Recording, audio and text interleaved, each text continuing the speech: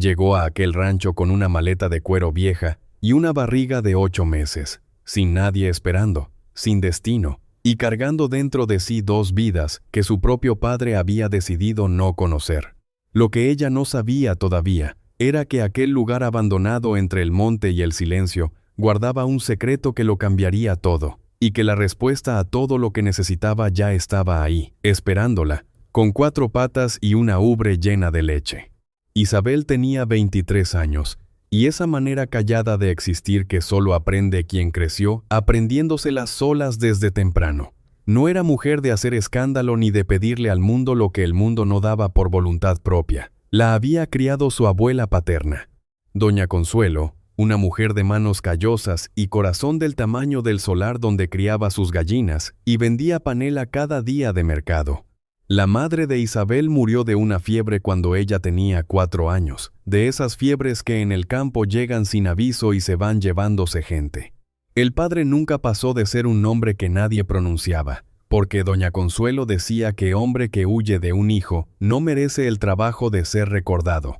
La niña creció entre el mercado y el fogón, aprendiendo a coser con retazos, a sazonar frijoles con poco y a medir a la gente con la mirada antes de escuchar lo que decían. Doña Consuelo tenía ese don de enseñar sin discursos, solo con el ejemplo, e Isabel absorbía todo con esa inteligencia callada que pasa desapercibida hasta el día en que alguien la necesita de verdad. Cuando la abuela partió, Isabel acababa de cumplir 20 años, y el dolor de esa pérdida fue del tipo que no hace ruido, solo se instala en el pecho y cambia el color de todas las mañanas que vienen después. Se quedó de pie porque doña Consuelo nunca le había enseñado otra postura. Sola, sin pariente que apareciera y sin tierra que fuera suya, se puso a trabajar como lavandera y costurera en las casas de familia del pueblo. Dormía en un cuartito al fondo de una posada que cobraba poco y ofrecía menos, juntando moneda por moneda con esa disciplina que solo tiene quien sabe que el mundo no regala nada a quien no carga apellido de peso. Vivía así, equilibrada en esa línea delgada entre la dignidad y la miseria, hasta el día en que Rodrigo apareció en su vida. Y apareció de la manera en que los problemas suelen aparecer cuando se visten de solución. Rodrigo era hijo de un ranchero acomodado de la región, muchacho de sombrero nuevo y bota lustrada que se aparecía en el pueblo cada semana con aire de quien era dueño de un pedazo del mundo. Tenía sonrisa fácil, conversación suave. Rodrigo la cortejó con paciencia calculada.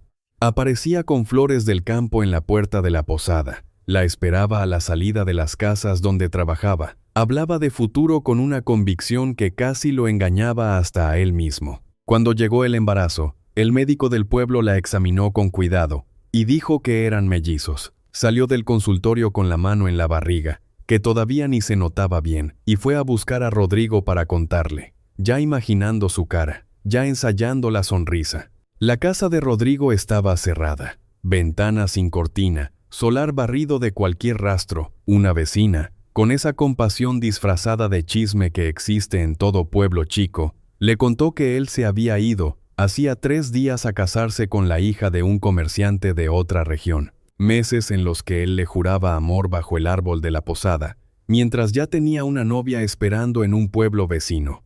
Isabel escuchó aquello de pie, con la mano en la barriga, y no lloró frente a nadie porque doña Consuelo le había enseñado que lágrima frente a los demás se vuelve moneda de cambio. Los meses siguientes fueron de un peso que iba más allá de la barriga creciendo. En un pueblo donde todo el mundo conoce a todo el mundo, mujer embarazada y sola carga en la espalda un juicio que nadie verbaliza en voz alta.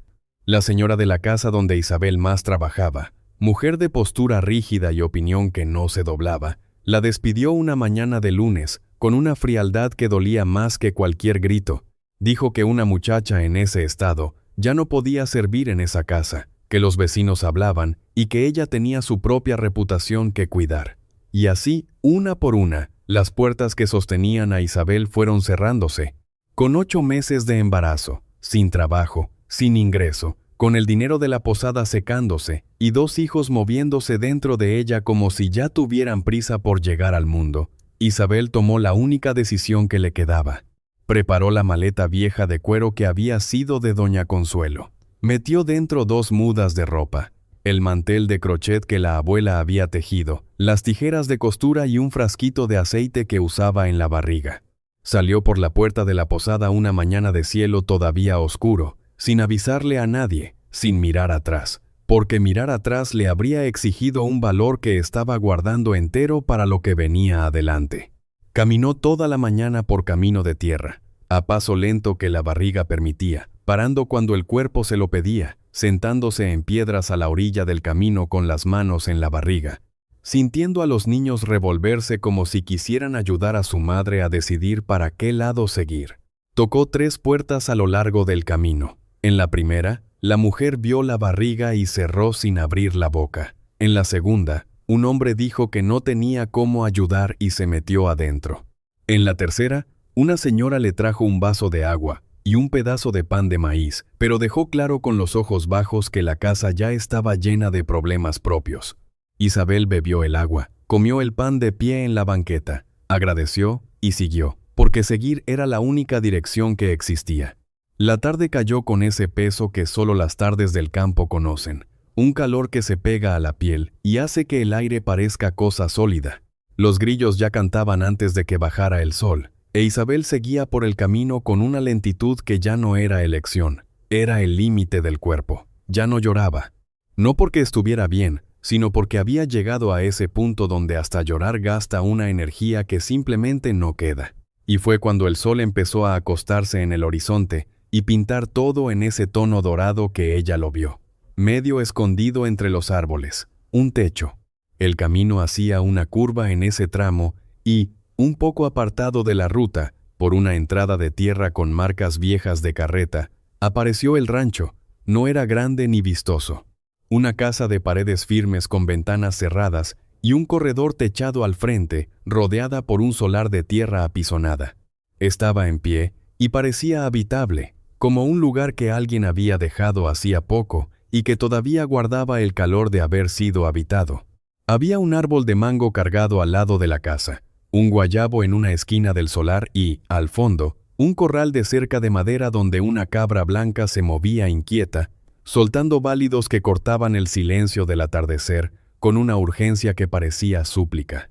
Isabel dejó la maleta en el suelo y se quedó parada mirando a esa cabra como si las dos se estuvieran reconociendo en algo que no necesitaba explicación. El animal estaba flaco, con las ubres visiblemente llenas e hinchadas, lo que significaba que había parido recientemente y que alguien debería estar ordeñándola, pero no lo estaba. Balaba mirando hacia los lados, buscando algo, e Isabel entendió antes de pensar, estaba buscando a su cría. Una cabra lechera sin cría al lado es una madre que perdió a su hijo o a quien se lo arrancaron. Y ese balido no era de hambre, era de quien fue separado de su propia sangre. Isabel sintió que le ardían los ojos de una manera que nada tenía que ver con el cansancio del camino. Puso las 2 manos sobre su barriga donde sus hijos se movían, y miró a ese animal que balaba solo en un corral, y pensó que quizás Dios tenía una manera extraña de juntar a los abandonados, de empujar a uno hacia el otro para que ninguno se quedara solo del todo. Entró al terreno despacio, encontró el pozo con agua, encontró la puerta de la casa sin llave, encontró cuartos con muebles sencillos todavía en su lugar. Volvió al corral, llenó una cubeta y se la llevó a la cabra, que bebió con una ansiedad que apretaba el corazón. Después fue al árbol de mango, cortó 2 frutos maduros, se sentó en el corredor con la espalda contra la pared y comió ahí mismo, dejando que el jugo le escurriera por la barbilla sin importarle. Porque la dulzura de ese mango después de un día entero de camino tenía un sabor que iba más allá de fruta madura. Tenía sabor a providencia. Esa noche, Isabel encontró una cama de fierro en uno de los cuartos, con un colchón delgado de paja que todavía servía. Se acostó con la maleta al lado, sintiendo a los mellizos quietos por primera vez en el día, como si ellos también supieran que habían llegado a algún lugar. Por el hueco de la ventana entraba un pedazo de cielo lleno de estrellas, más estrellas de las que veía en el pueblo, porque ahí no había ninguna luz compitiendo con ellas. Del corral todavía llegaba de vez en cuando el balido de la cabra, más bajo ahora, como si la presencia de alguien en el rancho hubiera calmado algo en ella también. Isabel no sabía de quién era esa tierra, no sabía si podía quedarse, no sabía qué traería el amanecer, pero ahí, en ese instante, con el cuerpo agotado y los hijos quietos dentro de ella, se durmió. Y fue el primer sueño entero que tuvo en semanas. Lo que ella todavía no sabía era que aquel rancho guardaba una historia tan pesada como la suya, que la cabra en el corral era el último vestigio de una vida que se había derrumbado ahí dentro de esas paredes. Y que el dueño de esa tierra, un hombre llamado Salvador, no había abandonado el lugar por descuido, sino por un dolor que ya no podía mirar de frente. Pero eso lo descubriría después, cuando el silencio de ese rancho empezara a revelar sus secretos, uno por uno, como la tierra revela las semillas que guardó en la oscuridad. El segundo día empezó con el balido de la cabra. Isabel abrió los ojos antes del sol, con el cuerpo reclamando por la mala noche y los mellizos ya despiertos dentro de ella, moviéndose con esa inquietud de quien tiene prisa por existir. Se quedó acostada un momento mirando el techo, escuchando el balido que venía del corral y tratando de organizar en la cabeza lo que necesitaba hacer. La lista era larga y el cuerpo estaba cansado, pero Isabel había aprendido hacía tiempo que esperar a que el cansancio pasara era lujo de quien tenía a alguien con quien esperar. Se levantó, se lavó la cara con agua del pozo y fue directo al corral, porque antes de cuidarse a sí misma, necesitaba cuidar a ese animal que llevaba Dios sabe cuánto tiempo solo ahí. La cabra la recibió con un balido más bajo, diferente de la desesperación de la víspera, como si ya reconociera que alguien había vuelto a prestarle atención. Isabel llenó el comedero de agua, arrancó pasto fresco alrededor del corral y lo puso adentro para que el animal comiera. Después se quedó mirando las ubres hinchadas y entendió que necesitaba ordeñar, porque cabra que no se ordeña a tiempo sufre y se enferma. Había visto a doña Consuelo hacer eso con la cabra de una vecina años atrás y guardó el gesto en la memoria, como guardaba todo lo que la abuela hacía. Se sentó al lado del animal, recargó la frente en el costado peludo y fue ordeñando despacio, con las manos torpes al principio, hasta que la leche empezó a bajar espesa y caliente dentro de un bote que encontró colgado en la cerca. La cabra se quedó quieta durante todo el ordeño, con una mansedumbre que parecía gratitud. Y cuando Isabel terminó y se levantó, el animal le acercó el hocico al brazo y se quedó así un instante, con esa sencillez que tienen los animales para agradecer sin complicar. Isabel llevó la leche adentro, se bebió una taza y sintió el líquido caliente bajar por su garganta con un sabor espeso y dulce que era, en ese momento, lo mejor que había probado en su vida.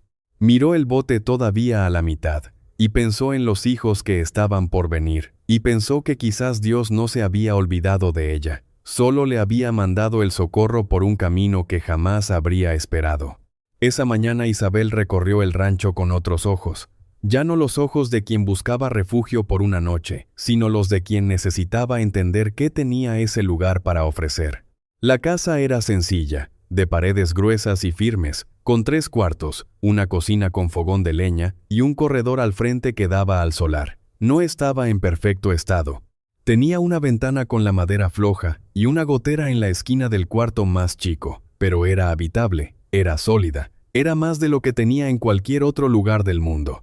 El solar tenía el árbol de mango grande y cargado, el guayabo, un platanar al fondo con un racimo que empezaba a amarillear y, cerca del pozo, una mata de hierba limón que crecía sin pedir permiso, soltando ese perfume limpio que doña Consuelo decía que era remedio para casi todo. Había también un cobertizo pequeño de madera con herramientas viejas, cuerda enrollada, una escalera y una hamaca guardada dentro de un costal de yute.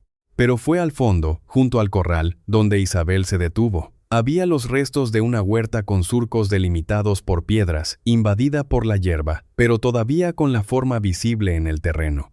Y dentro de uno de los surcos, insistiendo en vivir sin cuidado alguno, una mata de cebollín y otra de cilantro que se habían esparcido solas, brotando con esa terquedad de las cosas que se niegan a morir.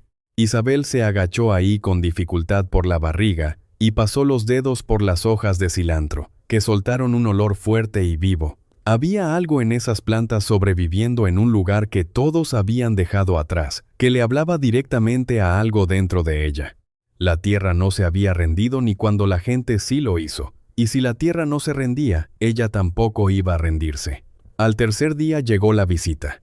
Isabel estaba intentando encender el fogón con unos palitos secos que había juntado en el solar cuando escuchó pasos en el patio, pasos firmes de quien conoce el suelo que pisa. Se levantó despacio, fue hasta la puerta de la cocina y vio a una mujer parada en medio del solar, mirándola con una expresión que mezclaba sorpresa y una curiosidad que no hacía ningún esfuerzo por disimular. Era una mujer de unos 60 y tantos años, rostro marcado por el sol, cabello blanco recogido con firmeza en un chongo apretado, sombrero de paja en la cabeza y un morral de tela colgado del brazo. Tenía ojos pequeños y atentos que parecían no perder un solo detalle de lo que estaban viendo. La mujer dijo que se llamaba Remedios. Vivía a unos 2 kilómetros de ahí, por la vereda que cortaba por dentro del monte, y había venido porque vio humo subiendo en dirección del rancho el día anterior. De ese rancho no subía humo hacía más de un año.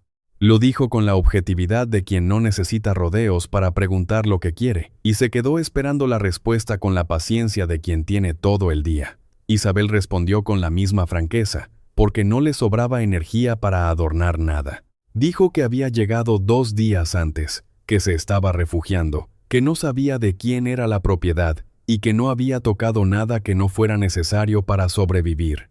Doña Remedios escuchó todo sin interrumpir. Bajó los ojos hacia la barriga de 8 meses, volvió al rostro de Isabel y se quedó así un momento midiendo algo que solo ella sabía que era. Después, sin decir nada, entró a la cocina, abrió el morral y sacó un envoltorio de harina de maíz, un pedazo de tocino salado, un frasco de miel oscura y un manojo de hierbas amarrado con mecate. Lo puso todo encima de la barra con la naturalidad de quien está reponiendo lo que hace falta en una despensa.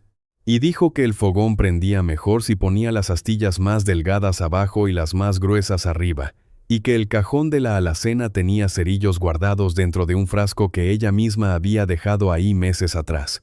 Isabel se quedó mirando a esa mujer que había llegado sin ser llamada, había escuchado sin juzgar y había resuelto el problema del café antes de que alguien lo pidiera.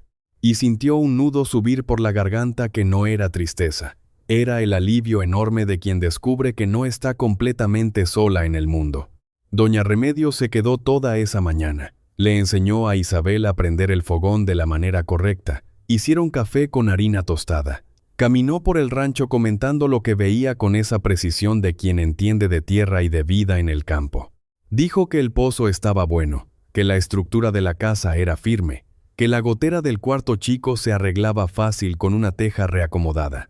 Dijo que la hierba limón del solar era santo remedio para los últimos meses de embarazo, que calmaba los dolores de espalda y ayudaba a dormir cuando el peso de la barriga no lo dejaba a uno.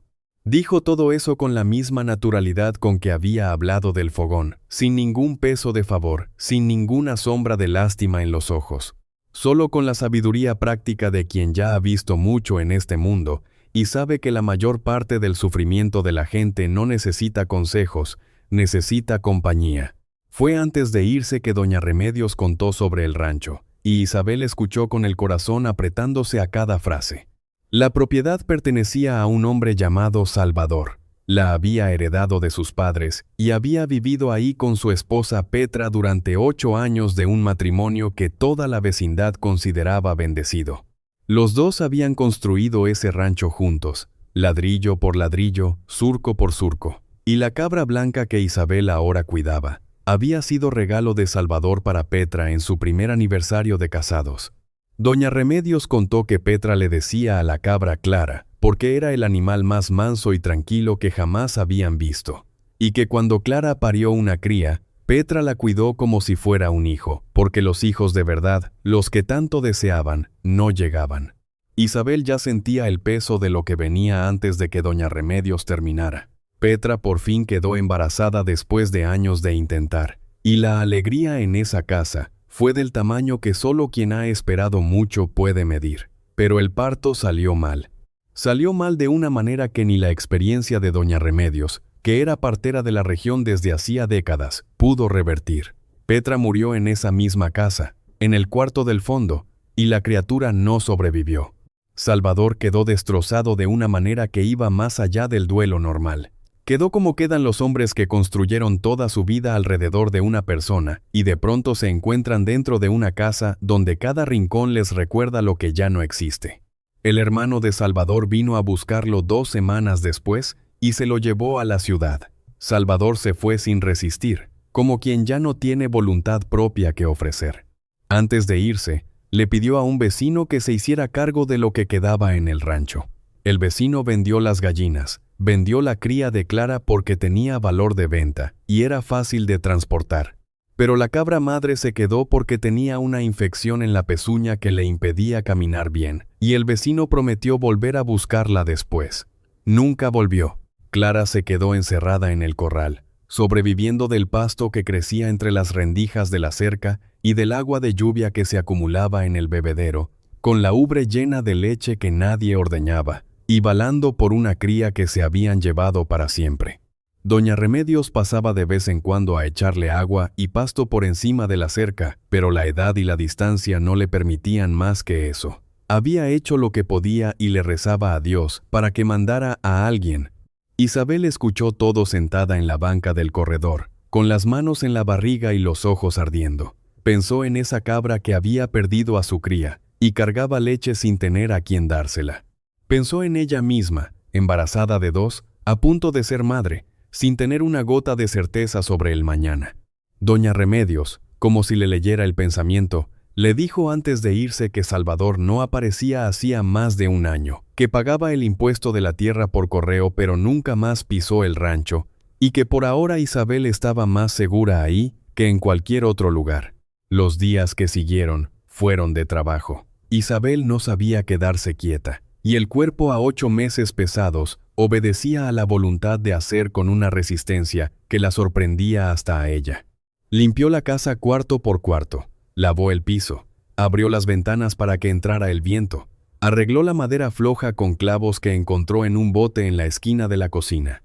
Reacomodó la teja que causaba la gotera con ayuda de la escalera vieja, subiendo con el cuidado que la barriga exigía y bajando con el alivio de quien resolvió un problema con sus propias manos. La cocina recibió atención especial porque ahí era donde giraba la vida del rancho, y el fogón de leña, siguiendo las instrucciones de Doña Remedios, aprendió a prender al primer intento cada mañana. Doña Remedios volvió 2 días después, como si lo hubieran acordado aunque no habían acordado nada. Trajo frijoles, un pedazo de queso curado envuelto en tela y una mata de hierbabuena con raíz en un terrón de tierra. Dijo que la hierbabuena era lo primero que se plantaba en una huerta nueva, porque pegaba fácil, espantaba insectos y daba un té que resolvía la mitad de los males del cuerpo. Plantaron la mata juntas al lado de las matas de cilantro y cebollín que Isabel había limpiado los días anteriores. Fue en esas visitas, entre el trabajo de la huerta y el té de hierba limón que tomaban sentadas en el corredor, que Isabel fue contando a pedazos su historia. No de una vez, no con drama, sino de la manera en que las cosas verdaderas salen cuando la persona ya no aguanta cargarla sola. Y Doña Remedios escuchaba con ese silencio que es lo opuesto al vacío. Un silencio lleno de presencia, de atención, de una sabiduría que sabe que la mayor parte del dolor del mundo no necesita opinión, necesita testigo. La rutina fue tomando forma como toma forma todo lo que uno repite con intención. Isabel despertaba con la primera claridad. Ordeñaba a Clara, hacía el café, cuidaba la huerta, trabajaba en la casa. La cabra se había convertido en una compañía constante, siguiendo a Isabel por el solar cuando andaba suelta, acercando el hocico a su barriga con una insistencia que tenía algo de ternura y de instinto mezclados. La leche de Clara era espesa y buena, e Isabel aprendió con Doña Remedios a hacer un quesito fresco que duraba 2 días y que junto con la harina y las frutas del solar formaba el sustento de esos días. La huerta empezó a responder al cuidado con una generosidad que parecía querer compensar el tiempo perdido, y la vida en aquel rancho se fue organizando con la paciencia que las cosas buenas exigen, despacio, sin promesa, pero con firmeza. Fue en la segunda semana que Isabel escuchó por primera vez el sonido de una recua en el camino. Un arriero pasaba por ahí con media docena de mulas cargadas, haciendo camino entre los pueblos. El hombre se paró en la entrada del rancho y pidió permiso para darle agua a los animales en el pozo. Isabel lo vio desde el solar y fue hasta el frente. Era un hombre de unos 30 y tantos años, de hombros anchos, rostro quemado por el sol y el camino, manos grandes y callosas de quien pasa la vida agarrando soga y rienda.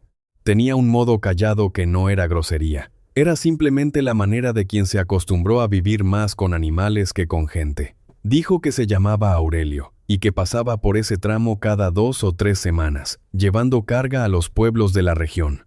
Isabel le dio permiso para que las mulas bebieran, y se quedó por ahí mientras los animales descansaban. Aurelio miró alrededor con esa atención discreta de quien evalúa un lugar por lo que revela y no por lo que aparenta. Vio la huerta cuidada, la casa con las ventanas abiertas, la cabra pastando suelta en el solar. Miró a Isabel con su barriga de 8 meses, y no preguntó nada que no fuera sobre el agua y el camino. Y en ese respeto silencioso de no invadir lo que no le pertenecía, había algo que Isabel registró sin saber nombrar. Antes de irse, le preguntó si necesitaba algo del pueblo. Isabel dijo que no necesitaba, y él asintió con la cabeza y siguió con la recua. Y los cascos de las mulas fueron desapareciendo en el polvo del camino, hasta que el silencio volvió. Doña Remedios, que se enteró de la visita a la mañana siguiente, como se enteraba de todo lo que pasaba en un radio de 20 kilómetros, le dijo que conocía a Aurelio. Era viudo. Su esposa había muerto hacía algunos años de una enfermedad lenta, que se la fue llevando de a poco, y desde entonces vivía en el camino, pasando de pueblo en pueblo sin echar raíz en ninguno. Doña Remedios dijo aquello con el tono de quien solo está informando, sin ninguna intención detrás de las palabras.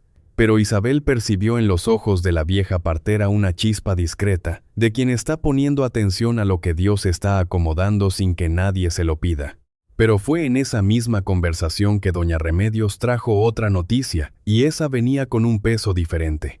Había un hacendado en la región llamado Próspero, hombre de dinero y de influencia, dueño de una tienda grande y de tierras que colindaban con el rancho de Salvador. Doña Remedios contó que Próspero tenía el ojo puesto en esa propiedad desde hacía años, que había hecho oferta de compra por lo menos 2 veces, y que Salvador las había rechazado las 2 sin dar explicación. Dijo que Próspero no era hombre que aceptara un no con tranquilidad, y que desde que la noticia de que había una mujer viviendo en el rancho empezó a circular por el pueblo, andaba haciendo preguntas sobre quién era Isabel y qué derecho tenía de estar ahí. Doña Remedios contó todo con la voz baja y firme, de quien no está regando chisme, está dando aviso. Y terminó diciendo que Isabel debía tener cuidado porque hombre con dinero y con ganas era la combinación más peligrosa que existía en el campo. Isabel escuchó y guardó. Tenía otras urgencias más inmediatas.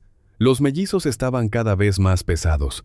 Los dolores de espalda eran constantes, y doña Remedios, que le revisaba la barriga con manos expertas de quien ya había traído más de 100 criaturas al mundo, decía que el tiempo se acercaba, que podía ser cuestión de semanas o menos. El cuerpo de Isabel parecía estar de acuerdo porque todo se volvía más lento, más pesado, más difícil. Pero ella no paraba, porque parar era un lujo, y porque el trabajo de las manos era el único remedio que conocía para el miedo que crecía dentro de ella en la misma proporción en que la barriga crecía. El miedo de parir sola, el miedo de no poder con 2, el miedo de perder ese techo antes de tener algo que pudiera llamar suyo. Aurelio volvió a pasar por el rancho 2 semanas después, como había dicho que haría. Esta vez trajo, sin que nadie lo pidiera, un costalito de sal, un rollo de mecate y un paquete de semillas de calabaza que dijo que le habían dado en una tienda y que no le servían de nada en el camino. Dejó todo en el corredor con esa economía de gestos de quien hace el bien sin discurso. Le dio agua a las mulas, cruzó pocas palabras con Isabel sobre el clima y el camino y siguió viaje. Pero antes de irse, miró hacia el corral donde Clara pastaba tranquila y dijo, casi como si estuviera hablando consigo mismo, que era bueno ver ese rancho con vida otra vez.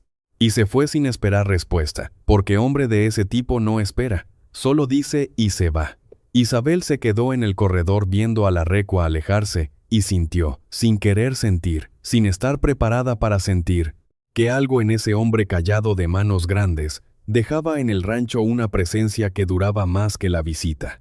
Sacudió el pensamiento como quien sacude polvo de la ropa y volvió a la huerta, porque no tenía tiempo ni espacio en la vida para guardar ese tipo de sentimiento. No ahora, no con 2 hijos en camino y un techo que no era suyo. Pero el pensamiento se quedó ahí, callado en un rincón que ella fingió no conocer, esperando el momento justo para volver. Y esa noche, mientras ordeñaba a Clara bajo las primeras estrellas, con la leche caliente cayendo en el bote y los mellizos moviéndose como si bailaran dentro de ella, Isabel pensó en todo lo que había pasado desde que salió por la puerta de aquella posada con la maleta en la mano. Pensó en el camino, en las puertas cerradas, en la cabra que balaba sola, en la leche que ahora la sustentaba y sustentaba la vida que crecía dentro de ella. Y pensó que quizás la vida no había acabado de castigarla, sino que quizás, solo quizás, apenas estaba empezando a pedirle perdón. Lo que ella no sabía era que Próspero ya había tomado una decisión, y que la próxima vez que un caballo se parara frente a ese rancho, no vendría trayendo semillas ni agua para las mulas. Próspero apareció una tarde de miércoles sin aviso, montado en un caballo bien cuidado y acompañado de un muchacho más joven que venía detrás sin decir palabra. Era hombre de unos 50 años, panza de quien come bien y sin prisa, sombrero de ala ancha, y ese tipo de sonrisa que llega antes que la persona y ya viene midiendo el terreno. Entró a la propiedad como si estuviera entrando a tierra propia, se bajó del caballo con la calma de quien tiene la certeza de que el mundo funciona como él quiere, y caminó hasta el corredor donde Isabel estaba sentada cosiendo un remiendo en una de las ropas que había traído en la maleta. Se presentó con nombre y título de comerciante, como si aquello fuera una carta de presentación que abriera cualquier puerta, y empezó a hablar del rancho con una familiaridad que no le pertenecía, comentando la cerca, el solar, la calidad de la tierra, con ese tono de quien está evaluando una mercancía antes de hacer oferta. Isabel no se levantó de la silla. Siguió cosiendo con la aguja firme y los ojos en la tela, escuchando cada palabra con esa atención que doña Consuelo le había enseñado. La atención de quien no necesita mirar para ver. Próspero habló del rancho por unos minutos, elogió el trabajo que ella había hecho en el solar y en la casa, y después llegó a donde quería llegar con la sutileza de un ganado pasando por portón angosto. Dijo que Salvador estaba pensando en vender la propiedad, que las negociaciones estaban encaminadas y que cuando la venta se concretara, naturalmente, ella tendría que desocupar el lugar. Lo dijo con una sonrisa que pretendía parecer amable pero que tenía esa frialdad de cálculo por detrás, y se quedó esperando la reacción como quien avienta una piedra al río y observa las ondas. Isabel terminó la puntada que estaba haciendo, cortó el hilo con la tijera de costura, dobló la tela en su regazo y levantó los ojos hacia él por primera vez. Le preguntó si Salvador le había dicho eso personalmente. La pregunta era sencilla, pero cargaba un peso que Próspero no esperaba, porque era la pregunta de quien sabe distinguir lo que es verdad de lo que es maniobra. El hombre titubeó por un segundo, solo un segundo, pero Isabel lo vio. Dijo que habían conversado recientemente, que las cosas iban en esa dirección. Isabel respondió que cuando Salvador viniera personalmente a decirle eso, la conversación tendría continuación. Hasta entonces, no había más nada de qué hablar. La sonrisa de Próspero duró un instante de más, de esas sonrisas que se quedan colgadas en el rostro después de que ya perdieron el motivo, y después se borró. La miró con ojos diferentes, recalculando algo por dentro, y dijo que ella era una mujer de opiniones fuertes. Lo dijo como si fuera defecto. Montó en el caballo y se fue. Y Isabel se quedó en el corredor con la costura en el regazo y el corazón latiendo más rápido de lo que dejaba ver en la cara. Esa misma noche, mientras ordeñaba a Clara a la luz de una lámpara de petróleo que había encontrado en la despensa, Isabel sintió por primera vez el miedo verdadero. No el miedo del camino, que era miedo de no tener a dónde ir. Este era diferente. Era el miedo de haber encontrado un lugar y de que alguien quisiera quitárselo. Era el miedo de quien empezó a echar raíz y siente la tierra temblar por debajo. Clara, como si percibiera algo, le recargó el cuerpo en el brazo y se quedó ahí con esa presencia mansa que era su manera de decir que estaba con ella. Isabel terminó de ordeñar en silencio. Llevó la leche adentro, la guardó en la frescura de la despensa y se fue a acostar con la mano en la barriga. pidiéndole a Dios bajito que le diera por lo menos un poco más de tiempo en ese rancho, antes de que el mundo decidiera cobrarle de nuevo. Doña Remedios se enteró de la visita de Próspero antes de que saliera el sol al día siguiente y apareció en el rancho con expresión de quien ya viene preparada para conversación seria. Se sentó en el corredor con Isabel, se tomó el café que ya estaba listo y dijo lo que necesitaba decirse, que Próspero había mentido, que Salvador no había autorizado ninguna venta, que ella lo sabía porque el propio hermano de Salvador vivía en el mismo pueblo que doña Remedios, visitaba una vez al mes para vender queso en el mercado, y que si hubiera cualquier movimiento de venta, el hermano lo habría mencionado. Próspero estaba presionando por su cuenta, apostando a que una mujer embarazada y sola no tendría valor para resistir. Doña Remedios dijo aquello con una indignación contenida que era más poderosa que cualquier grito. Y después dijo que iba a mandar recado al hermano de Salvador para que supiera lo que Próspero estaba haciendo. Las semanas siguientes fueron de una tensión que corría por debajo de la superficie como agua de río escondida. Próspero no volvió personalmente, pero empezó a actuar por otros medios, regando por el pueblo que había una invasora en el rancho de Salvador, que la situación era irregular, que esa propiedad estaba siendo ocupada por una desconocida. Los chismes le llegaban a Isabel por las visitas de doña Remedios, que los pasaba con preocupación y al mismo tiempo con una rabia fría de quien conoce el juego y no acepta que se juegue contra los débiles. Una mañana, Isabel encontró el portón de la entrada del rancho rayado con algún objeto filoso, una marca pequeña pero deliberada, del tipo que no ocurre por accidente. Miró esa marca y sintió el estómago apretarse porque sabía que era un recado, y recado de ese tipo no viene solo. Aurelio apareció esa misma semana a la hora de siempre, con la recua de mulas y el paso tranquilo de quien no tiene hora marcada con el mundo. Isabel lo vio llegar desde la huerta donde estaba trabajando y sintió, antes de cualquier pensamiento, un alivio que vino desde el fondo del pecho, como si la presencia de ese hombre trajera consigo una seguridad que ella no había pedido pero que necesitaba más de lo que admitiría. Aurelio les dio agua a las mulas, se sentó en la banca del corredor y aceptó el café que Isabel le preparó sin que él lo pidiera.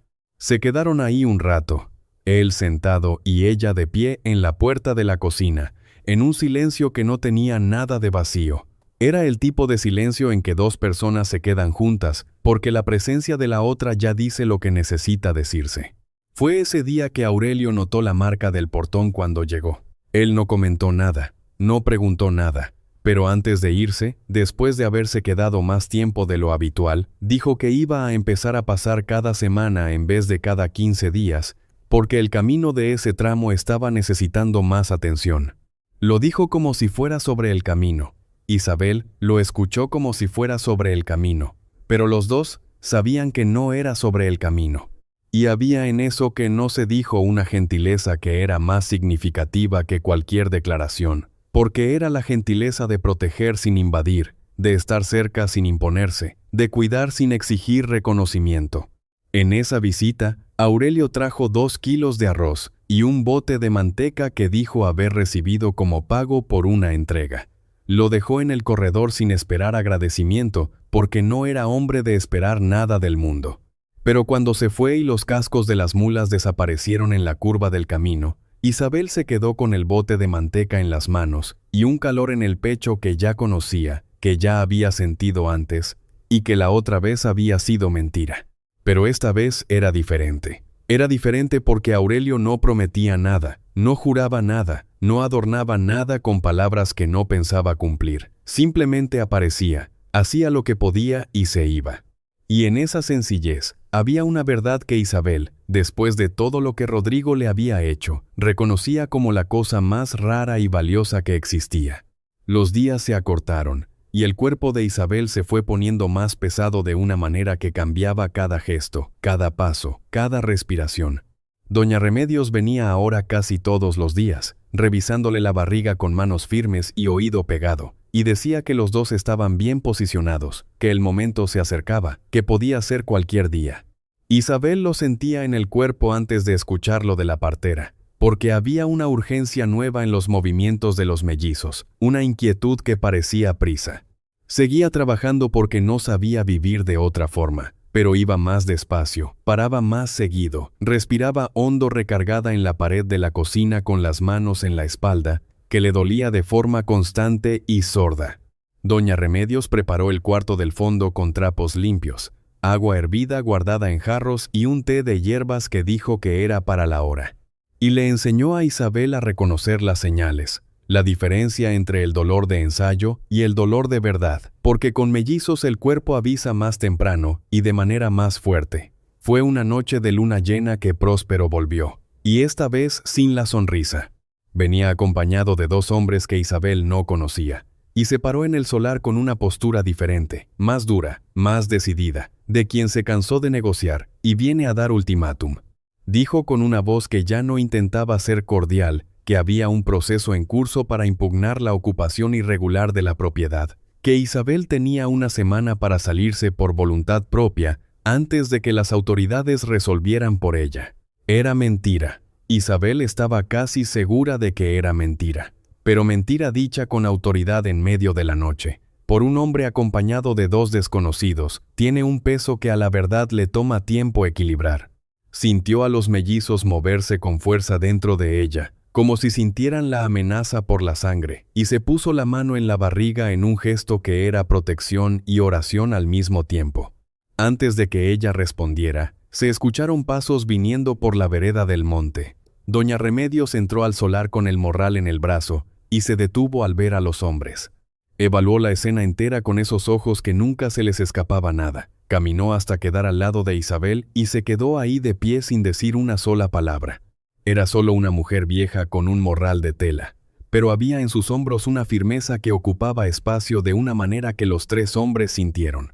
Próspero miró a las 2, miró la barriga de Isabel, y dijo que ella iba a arrepentirse de complicar las cosas.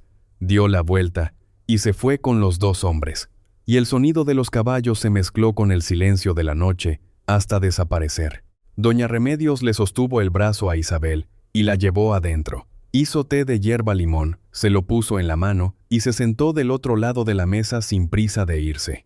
Dijo que iba a mandar recado urgente por la mañana, que Próspero no tenía poder alguno para sacar a nadie de ahí, y que la habladuría de hombre rico sin papel en la mano era viento.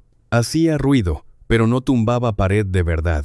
Isabel escuchó sosteniendo la taza con las 2 manos, sintiendo el calor del té en los dedos y tratando de creer que era cierto. Pero fue cuando iba a responder que sintió el primer dolor. No era el dolor de espalda que ya conocía, ni la molestia que la acompañaba desde hacía semanas. Era diferente, más bajo, más profundo, más insistente. Un dolor que venía en oleada y que cuando pasaba dejaba el cuerpo entero esperando la siguiente. Isabel cerró los ojos, respiró hondo y le dijo a Doña Remedios que tal vez sería bueno que se quedara cerca. La vieja partera la miró. Miró la barriga y dijo que ya lo sabía antes de entrar al rancho esa noche, como si Dios la hubiera mandado exactamente a la hora justa, como siempre lo hacía cuando uno ponía atención. La noche se cerró sobre el rancho mientras los dolores se fueron haciendo más fuertes y más cercanos.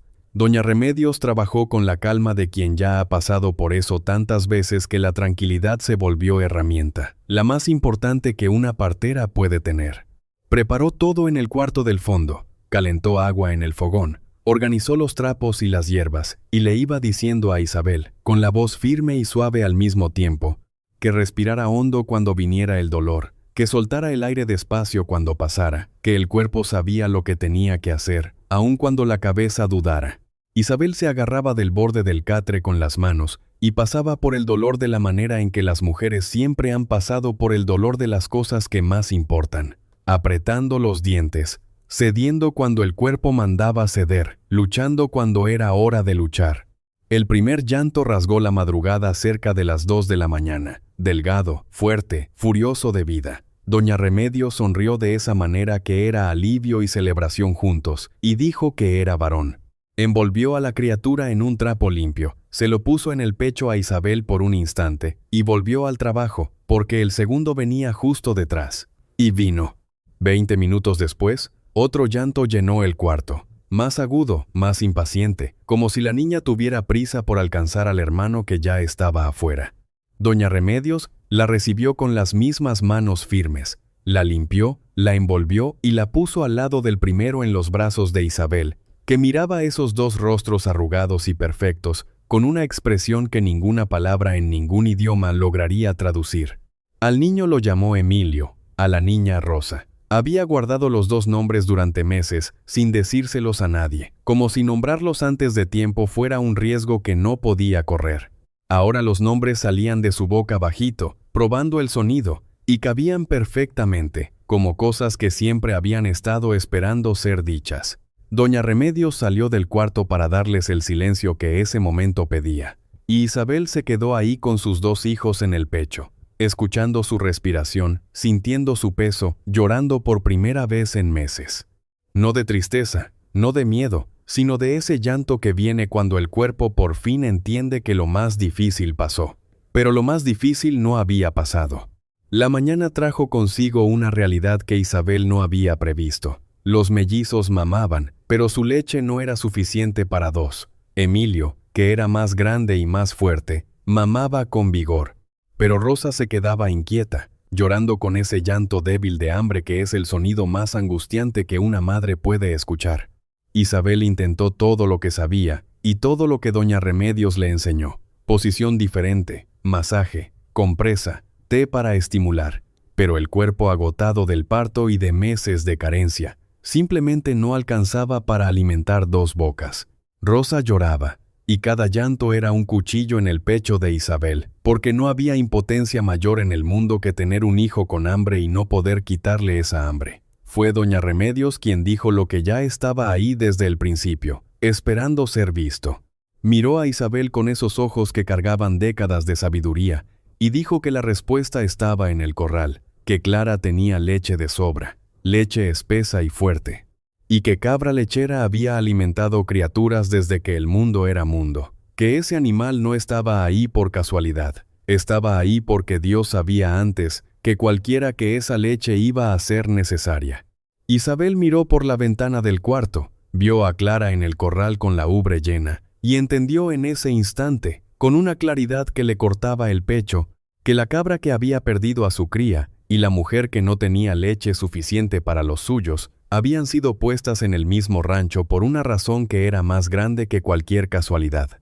Se levantó con dificultad, todavía adolorida del parto. Fue al corral con el bote de ordeña y se sentó al lado de Clara. La cabra se quedó quieta, mansa como siempre, y la leche bajó espesa y caliente.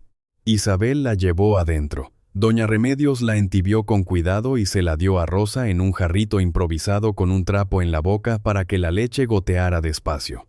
La niña bebió con una ansiedad que era urgencia pura, y cuando terminó y se durmió con esa paz de quien por fin tiene la barriga llena, Isabel recargó la cabeza en la pared y lloró otra vez, pero esta vez era gratitud. Una gratitud tan grande que no le cabía en el pecho, y necesitaba salir por los ojos. Clara, la cabra que había sido abandonada sin su cría, pasó a alimentar a los hijos que la vida le había dado a Isabel.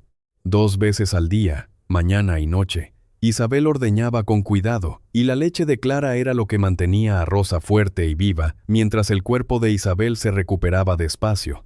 Había en eso una belleza que iba más allá de lo que se puede describir con palabras. Una madre que perdió a su cría, dando leche para los hijos de otra madre que no tenía a nadie.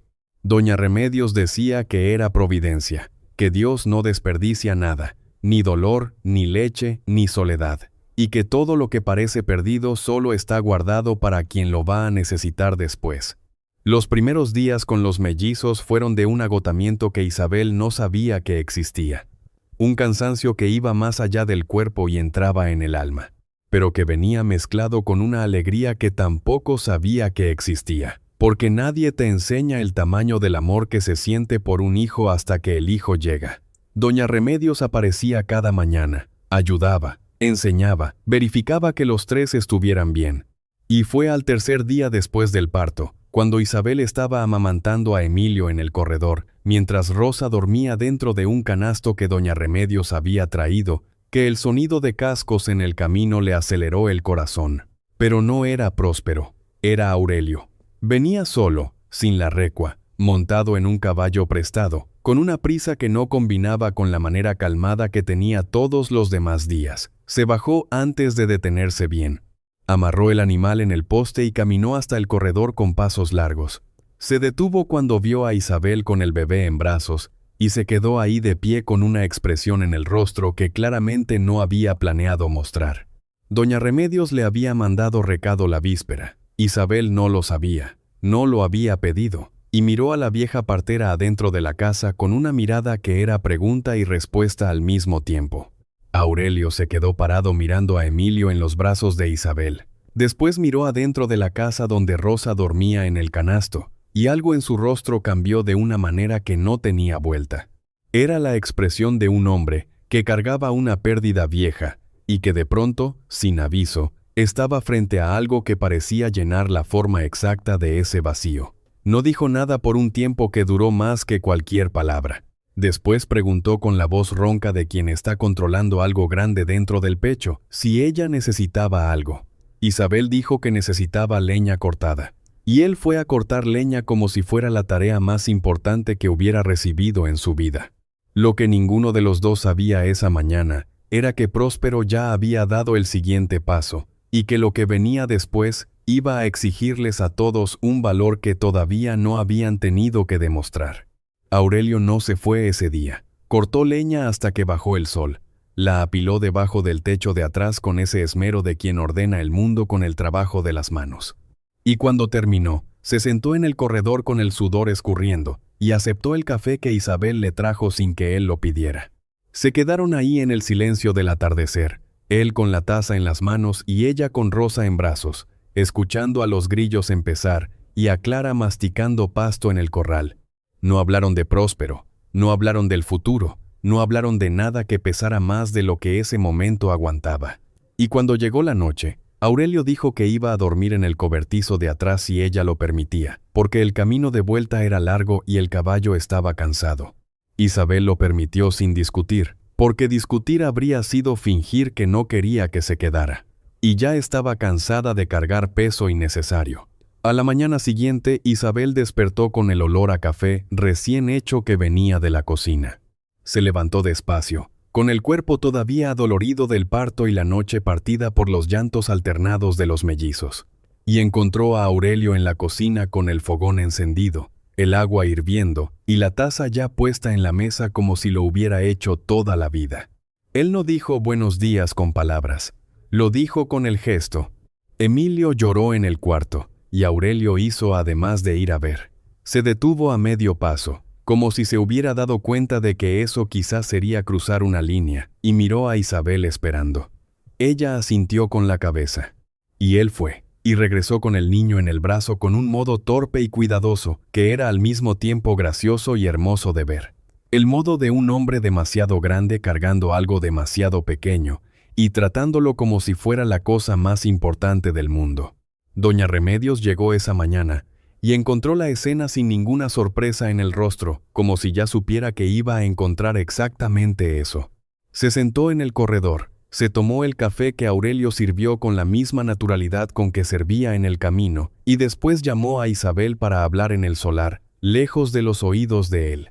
Dijo que le había mandado recado al hermano de Salvador sobre las movidas de Próspero, y que la respuesta había llegado. El hermano de Salvador se alarmó. Dijo que Salvador no había autorizado ninguna venta y que Próspero estaba actuando por su cuenta, pero dijo también que Salvador estaba en una situación difícil, viviendo en un cuarto de posada en la ciudad, con la salud quebrantada y sin voluntad de regresar al rancho donde había perdido todo. Doña Remedios contó eso con la voz baja de quien carga información pesada y sabe que tiene que entregarla con cuidado.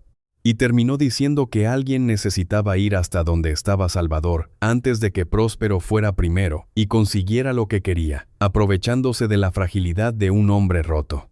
Aurelio escuchó todo cuando doña Remedios se lo repitió en el corredor, con Isabel al lado y los mellizos dormidos en el cuarto. Se quedó callado un rato con los codos en las rodillas y los ojos en la tierra del solar. Y después dijo que conocía la ciudad donde estaba Salvador. Pasaba por ahí con la recua por lo menos una vez al mes. Conocía las posadas, conocía los caminos. Dijo que podía ir.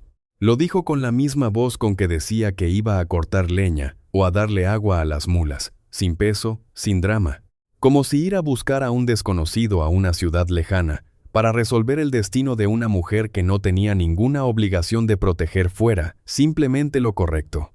Y lo era. Isabel lo miró y sintió algo asentarse dentro de su pecho con la solidez de las cosas que son verdaderas, como cimiento de casa que no tiembla cuando pega el viento. Aurelio partió a la mañana siguiente, antes del sol, con el caballo prestado y la determinación callada de quien no necesita anunciar lo que va a hacer. Isabel lo vio salir del solar por la ventana de la cocina con Rosa en brazos, y se quedó ahí parada un rato después de que él desapareció en la curva del camino, sintiendo su ausencia con una intensidad que la asustó, porque era la prueba de que ese hombre había ocupado un espacio dentro de ella que ni sabía que estaba vacío. Doña Remedios, que se quedó en el rancho durante la ausencia de Aurelio, durmiendo en la hamaca de la sala y cuidando a los mellizos con la competencia de quien hizo de eso su vocación, dijo una de esas noches mientras las dos tomaban té de hierba limón en el corredor, que Aurelio era hombre escaso, que hombre que cuida sin pedir nada a cambio, es del tipo que Dios hace pocos, porque el molde es difícil y el material es caro. Isabel escuchó y no respondió, pero sonrió en la oscuridad de una manera que doña Remedios vio aún sin luz. Los días de espera fueron largos, de una manera que solo conoce quien ha esperado por algo que puede cambiarlo todo. Isabel cuidaba a los mellizos, ordeñaba a Clara, mantenía la huerta, hacía queso con la leche que sobraba, y trataba de no pensar demasiado en qué pasaría si Aurelio no encontraba a Salvador, o si Salvador no quería venir, o si Próspero actuaba antes que cualquiera. Emilio y Rosa crecían con esa velocidad asombrosa de los primeros días, ganando peso, ganando fuerza, llenando el rancho con los sonidos que solo un recién nacido hace. Esa mezcla de llanto, suspiro y silencio que cambia el aire de cualquier lugar. Clara seguía dando leche con una generosidad que parecía no tener límite. Y Isabel ordeñaba 2 veces al día con un cariño que iba más allá del gesto práctico, porque esa cabra se había vuelto parte de esa familia improbable, de la misma manera en que ella misma se había vuelto parte de ese rancho. Próspero apareció al 5.º día, a media mañana. Esta vez vino solo. No trajo sonrisa, no trajo amenaza directa. Trajo algo peor. Trajo un papel. Se paró en el solar, se bajó del caballo, y le mostró a Isabel una hoja que él decía ser una orden de desalojo emitida por la autoridad del pueblo, con plazo de 3 días para que saliera con todo lo que tuviera adentro. Isabel miró el papel con el corazón latiéndole en los oídos, y no supo en ese instante si era verdadero o falso. Doña Remedios, que estaba adentro de la casa, salió hasta la puerta y pidió verlo. Lo miró con atención, despacio. Lo volteó de los 2 lados y después miró a Próspero con esa expresión que solo mujer vieja del campo sabe hacer. La expresión de quien ya ha visto mucha mentira en la vida y reconoce el olor desde lejos. Dijo que ese papel no tenía sello, no tenía firma de juez y no tenía validez alguna, y que si Próspero quería sacar a alguien de ahí, iba a necesitar mucho más que una hoja escrita por él mismo en la mesa de su tienda. Próspero se puso rojo. No de vergüenza, de coraje, el coraje de quien no está acostumbrado a encontrar resistencia donde esperaba encontrar miedo. Dijo que estaban cometiendo un error, que él tenía medios que ellas no imaginaban, que aquello no se iba a quedar así. Doña Remedios respondió que hiciera lo que creyera que debía, pero que mientras ella estuviera viva en esa región, nadie iba a sacar a una madre con 2 recién nacidos de una casa por codicia de tierra. Lo dijo con una voz que no le tembló ni una vez, y con una mirada que hizo a Próspero desviar la suya. El hombre montó en el caballo y se fue sin mirar atrás, llevándose el papel inútil y la certeza de que esas 2 mujeres no iban a ceder fácil.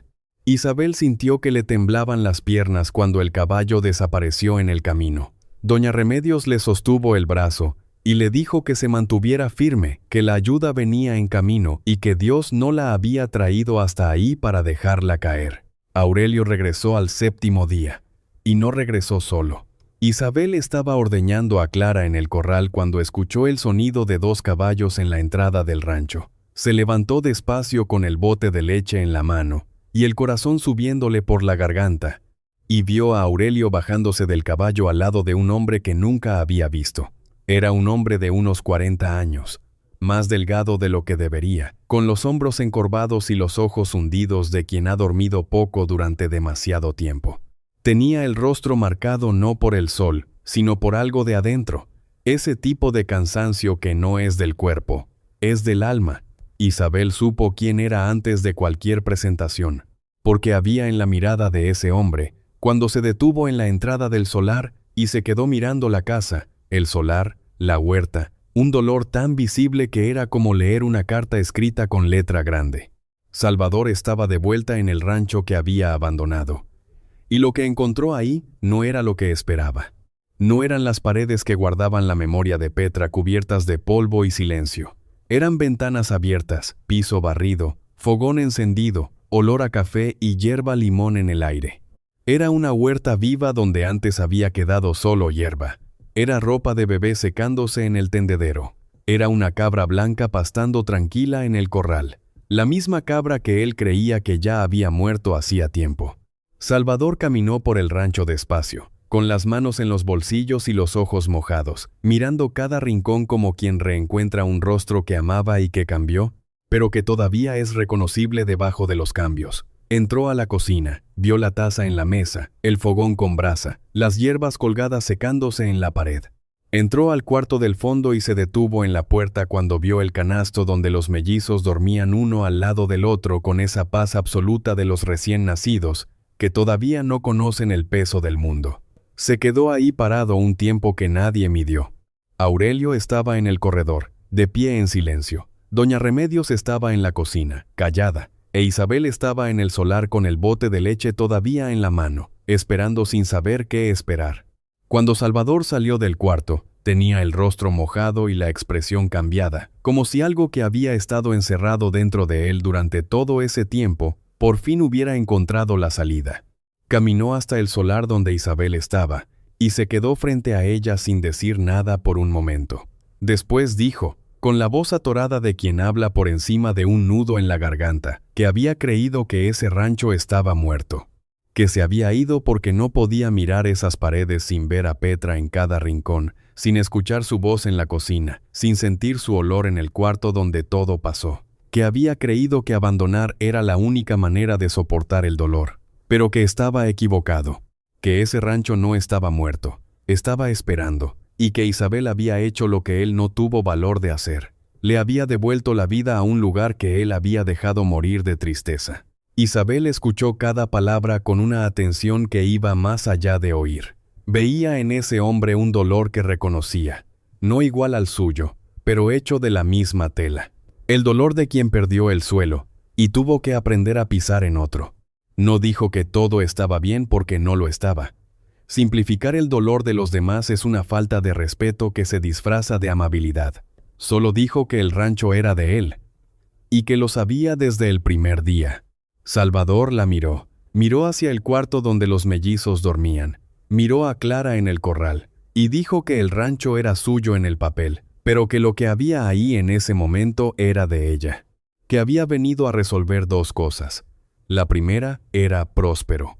La segunda era asegurar que Isabel nunca más tuviera que temer perder ese techo. Salvador fue al pueblo al día siguiente. Aurelio fue con él porque no era hora de que nadie fuera solo. Fueron al registro civil y Salvador dejó constancia formal de que la propiedad no estaba en venta, que había habitantes autorizados en el rancho y que cualquier intento de negociación por parte de terceros era nulo y sin consentimiento. Después fueron a la tienda de Próspero. Y Salvador, que era hombre callado y de pocas palabras igual que Aurelio, le dijo al comerciante con una voz que no necesitaba ser alta para ser firme, que si volvía a pisar esa propiedad o a molestar a cualquier persona que viviera ahí, la siguiente conversación sería con un abogado de la ciudad grande, que el hermano de Salvador ya había consultado. Próspero escuchó con la mandíbula trabada y no respondió, no porque no tuviera qué decir, sino porque reconoció, quizás por primera vez, que había encontrado una pared que no iba a ceder. La noticia se regó por la región con la velocidad que tienen las noticias en el campo. Doña Remedios se encargó de contarle a quien quisiera oír que Salvador había regresado, que el rancho estaba ocupado legalmente y que Próspero había recibido un no que era definitivo. El silencio de Próspero después de ese día confirmó lo que todos ya sospechaban, que había faroleado de principio a fin y que el farol se le había apagado. Salvador se quedó en el rancho, no porque lo hubiera planeado, sino porque pasó, de la manera en que las cosas correctas pasan cuando uno deja de forzar y deja que la vida encuentre su acomodo. Los primeros días durmió en el cobertizo de atrás, callado, trabajando al lado de Isabel y Aurelio, sin hablar mucho, redescubriendo cada rincón de esa tierra con la lentitud de quien está reaprendiendo a estar en un lugar que le dolía. Pero fue Clara la que hizo la diferencia. La primera vez que Salvador entró al corral después de volver, y la cabra se le acercó y le recargó el hocico en la mano, el hombre se quedó parado ahí un largo rato, acariciando al animal que había sido regalo para Petra, y que había sobrevivido al abandono de la misma manera que el rancho había sobrevivido, esperando. Doña Remedios dijo después que fue en ese momento que Salvador decidió quedarse, porque Clara había hecho lo que ninguna palabra logra. Le había mostrado que el amor que tuvo por Petra no necesitaba borrarse para que la vida continuara, solo necesitaba un nuevo lugar donde existir. Los meses fueron pasando con esa velocidad que tiene el tiempo, cuando la vida está llena de cosas que valen la pena. Emilio y Rosa crecían fuertes, alimentados por la leche de Clara y por el cuidado de toda una aldea de gente que no compartía lazos de sangre, pero que tenía algo que a veces es más fuerte. Salvador se convirtió en una especie de abuelo que nadie nombró oficialmente, pero que todos reconocían, cargando a los mellizos en brazos, con un cuidado torpe que se fue volviendo natural con el tiempo, construyendo juguetes de madera con manos que antes solo sabían construir cerca y surco. La huerta se duplicó de tamaño con el trabajo de todos juntos, y las primeras ventas de queso y verdura en el mercado del pueblo trajeron un dinero pequeño que Isabel guardaba en un frasco en el cajón de la cocina, con la seriedad de quien nunca en la vida había tenido control sobre un solo centavo que fuera suyo. Aurelio dejó de viajar. No lo anunció, no hizo discurso, no hubo un momento solemne de decisión. Simplemente las idas se fueron haciendo más cortas, los regresos más rápidos, las excusas para quedarse más frecuentes, hasta que un día cualquiera estaba ahí en la mañana, en la tarde, en la noche y al día siguiente también. Y nadie preguntó por qué, y él no explicó, porque no hacía falta. La recua se la vendió a un muchacho más joven que estaba empezando en el oficio. Y con el dinero compró herramientas nuevas, semillas, alambre para la cerca y una cuna de madera que él mismo hizo para los mellizos con un esmero de carpintero que nadie sabía que tenía. La conversación entre él e Isabel nunca sucedió con palabras grandes. Sucedió una noche de luna, los dos sentados en el corredor con los mellizos dormidos y Clara rumeando en el corral, cuando él dijo que quería quedarse. No quedarse por ahora, no quedarse hasta arreglar su vida. Quedarse de verdad. Lo dijo mirando al frente, hacia el solar plateado por la luna, con esa voz directa que era la única manera que tenía de decir las cosas difíciles. Isabel se quedó en silencio sosteniendo la taza de café, sintiendo el peso de esas palabras y el peso de la respuesta que se estaba formando dentro de ella. Dijo que se quedaba, pero que necesitaba que él entendiera una cosa, que ella había salido de una vida donde no tenía voz, donde no tenía espacio, donde había aprendido a encogerse para caber en el mundo de los demás, y que no podía ni quería volver a ninguna versión de eso, por más bonita que pareciera. Aurelio volteó el rostro hacia ella y dijo que lo sabía, que lo había visto en ella desde la primera vez que se paró en el rancho a darle agua a las mulas, cuando encontró a una mujer embarazada de 8 meses cuidando una cabra sola, como si estuviera cuidando al mundo entero. Dijo que el rancho era de ella tanto como de cualquiera, y que lo que él quería construir necesitaba a los dos de pie, no uno a la sombra del otro. Isabel escuchó todo eso midiendo cada palabra, buscando la trampa que la vida le había enseñado a esperar. No encontró ninguna, y ahí, en ese corredor, con el perfume de hierba limón en el aire y las estrellas sobre el techo, dejó que el miedo se fuera con el viento de la noche. La vida en el rancho se fue organizando como se organizan las cosas que se construyen, con mano honesta y con la paciencia de quien no tiene prisa por cosechar lo que sembró. La casa recibió cortinas que Isabel cosió con tela comprada en el mercado, macetas de hierbas en la entrada que perfumaban a quien llegaba, y la fachada pintada con una cal blanca que Salvador preparó, y que Aurelio aplicó un domingo de sol, transformando esas paredes en el reflejo de lo que pasaba dentro de ellas. La huerta creció hasta volverse referencia en la región, con frijoles, calabaza, tomate, cilantro, cebollín y las hierbas de Doña Remedios, que Isabel aprendió a cultivar y a usar con la misma sabiduría que la vieja partera transmitía en cada visita. Clara seguía dando leche con esa constancia que era casi milagro, y los mellizos crecían apegados a ella como si la cabra fuera parte de la familia, porque lo era. Doña Remedios siguió viniendo 2 o 3 veces por semana, con el morral en el brazo y esa sonrisa discreta de quien mira la vida y ve que de vez en cuando las cosas encajan de la manera en que deberían. No era mujer de decir que tenía razón, pero los ojos se lo decían cada vez que veía a Aurelio cargando a Emilio en el hombro, mientras Isabel sembraba con Rosa amarrada en la espalda con un rebozo y a Salvador sentado en el corredor tallando un juguete con navaja y silbando una canción que nadie conocía pero que sonaba como algo que había regresado de lejos. Una tarde de domingo, con el sol pintando el solar de dorado y los mellizos gateando por el patio con esa determinación de quien quiere conocer cada palmo del mundo, Isabel se detuvo en medio de la huerta con el azadón en la mano y miró a su alrededor. Vio la casa blanca con las ventanas abiertas, vio el viejo árbol de mango cargado de frutos, vio a Clara pastando con la mansedumbre de siempre, vio a Doña Remedios en el corredor con el té en la mano, vio a Salvador en la banca de madera con Rosa en brazos, vio a Aurelio arreglando la cerca del fondo con las mangas arremangadas y el sudor en la frente. Y pensó en la mañana en que salió de esa posada con una maleta vieja y una barriga de 8 meses y ninguna certeza más que la de que no podía dejar de caminar. Pensó en las puertas que se cerraron, en el camino largo, en los pies que le dolían, en el miedo que no quería formular. Pensó en el atardecer en que vio aquel techo entre los árboles y en la cabra que balaba sola en un corral esperando a alguien que no llegaba. Y entendió, con esa claridad que solo llega cuando el tiempo hace el favor de mostrar el dibujo completo, que nada de eso había sido casualidad, que el rancho no había sido un accidente en el camino, sino el destino que la estaba esperando, que la cabra que perdió a su cría y la mujer que no tenía a nadie fueron puestas en el mismo suelo para que ninguna se quedara sola, y que la familia que tenía ahora, hecha de gente que no compartía sangre pero compartía algo que a veces es más fuerte, había nacido ahí en ese rancho de la misma manera en que nacen las cosas que realmente importan. Despacio, con dolor, con trabajo, y con una belleza que solo quien pasó por lo peor puede ver de verdad. Hay familias que nacen del suelo de tierra, de una maleta vieja cargada por manos que no sabían a dónde iban, de una cabra que perdió a su cría y encontró 2 hijos que cuidar. Hay fuerzas que solo aparecen cuando uno cree que ya lo perdió todo, y lugares que parecen olvidados por el mundo, pero que solo están guardados por Dios para quien los va a necesitar en el momento justo. Isabel no eligió ese rancho, fue el rancho el que la eligió a ella. Y tal vez la vida funcione así con todo lo que realmente importa. Uno no encuentra el camino lo encuentra a uno.